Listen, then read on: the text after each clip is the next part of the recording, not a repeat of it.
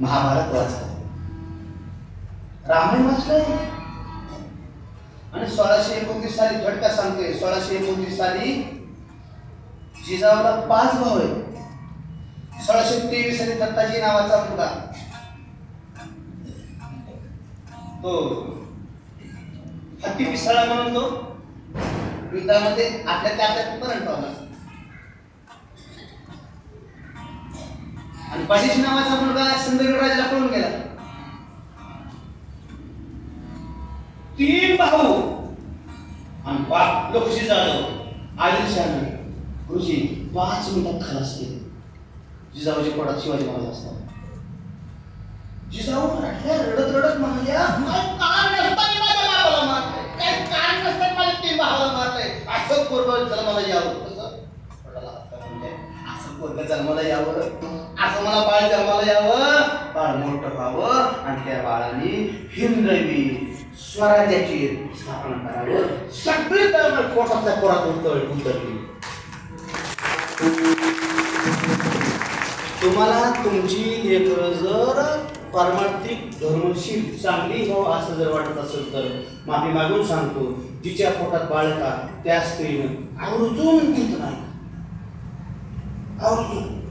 आता शासनाला कळाले हो संस्कार, गर्भसंस्कार म्हणजे काय नाही. आता माझ्या गाणं वगैरे लिहून तुले, माझ्या तुकोबारे सर्व लिहून तुले ग्रंथामध्ये. म्हणून माझा राजा कसं जरा काही संस्कार करा गुरुजी, असं मला वाटतं बरं का. मी शासन विरुद्ध होते. शासन म्हणते बारक्या लेकरांना काम सांगू नका, पण मी नारायण सांगतो लेकरांना काम सांगा. वाला हाय तोपर्यंत दवतो, मोठेपणी पोरं काम ऐकून नाकी बोलून लागत नाही. जेव्हा छत्रपती शिवाजी महाराज 10 वाजता जावा कधी शिंगरी गडावरती असं पुतळा आहे, असं कान धरले जिजाऊ महाराज असंही बोलते, शिवबा हे किल्ले हे घोडे सगळं शिवबा तुझं आहे. शिवबा हे शिवबा मला असं वाटतं तो मोठं व्हावं, हिंदवी स्वराज्याची स्थापना करावं. शिवबा करायची नाही. माझा राजा कसं जीवन जगतो. शिवरायाचे कसे बोलणे, शिवरायाचे कसे चालणे, शिवरायाचे संगी देणे कैसे असे, शिवरायाची 8वे रूप, शिवरायाचा तो प्रताप. संस्काराची गरज आहे. विठ्ठल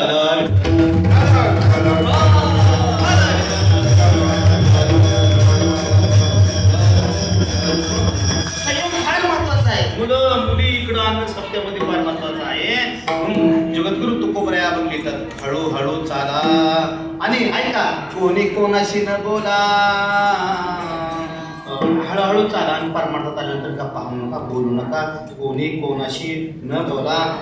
असं जर तुम्ही केलं तर द्रौपद किती महत्वाचं आहे. असं जर असेल तर मग आजी देतो पोटभरी पुरी म्हणाल तो बरी.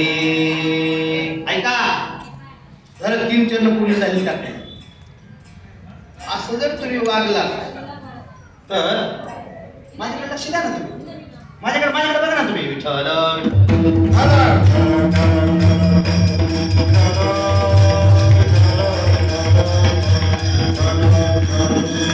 मी चिंतन मांडलं, देवाचं महिमान सांगितलं, देवाने सांगितलं असं